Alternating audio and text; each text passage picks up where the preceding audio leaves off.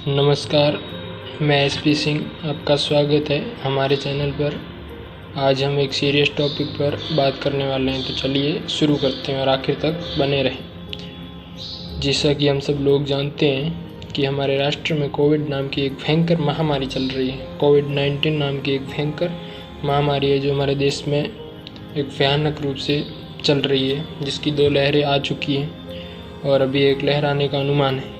और पिछली 2 लहरों से हमारे देश को कितना नुकसान हुआ ये हम सब अच्छी तरह से जानते हैं। नुकसान इतना हुआ है कि हमारे देश की अर्थव्यवस्था पूरी तरह से चौपट हो चुकी है। हमारे देश की अर्थव्यवस्था ही नहीं बल्कि पूरे विश्व की अर्थव्यवस्था को एक बहुत बड़ा झटका लगा है। लेकिन हम विश्व की बात नहीं करेंगे, हम सिर्फ और सिर्फ अपने देश की बात करेंगे।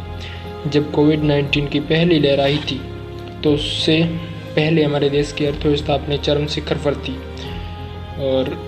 लेकिन कोविड-19 की पहली लहर ने हमारे देश के और हम सब के सपने चौपट कर दिए, क्योंकि हमारे सपना था कि हम विश्व गुरु बने। क्योंकि हम सब इस कोविड-19 नामक भयंकर महामारी के लिए तैयार नहीं थे और उसका खामियाजा हमें भुगतना पड़ा। हमने कई अपनों को खोया था इस लहर के कारण, लेकिन करीब 8 महीनों बाद हमारे और हमारी सरकार के प्रयासों से ये खतरा टल गया और देश में वापस सब कुछ सामान्य होने लगा।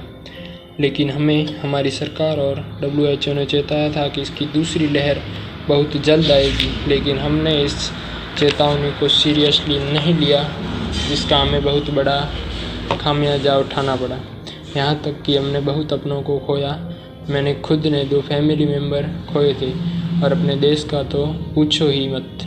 रोज़ की इतनी डेड बॉडी मिल रही थी कि शमशान में जलाने के लिए जगह ही नहीं थी और देश की अर्थव्यवस्था भी बिल्कुल ही गिर गई थी और अब तीसरी लहर की आशंका है। इसलिए मेरा अपने देशवासियों को निवेदन है कि इसे हल्के में न लें और पहले से ही तैयारी करके रहें, ताकि हम इस कोविड-19 नामक भयंकर महामारी से खुद को व अपने देश को बचा सकें और हमारे सपनों की और अपनों की रक्षा कर सकें। और रही बात अर्थव्यवस्था की, तो हमारे देश में आपके और मेरे जैसे कई युवा हैं। हम सब मिलकर अपनी अर्थव्यवस्था को वापस एक नई उड़ान देंगे और इस बार तीसरी लहर के जाने के बाद हम सब 2 घंटे एक्स्ट्रा काम करेंगे, अपने लिए नहीं बल्कि अपने देश के लिए, जिससे कि हमारी अर्थव्यवस्था में तेज़ी से इजाफा हो सके और हमारा तिरंगा पूरे विश्व में गर्व के साथ हवा में लहरा सके।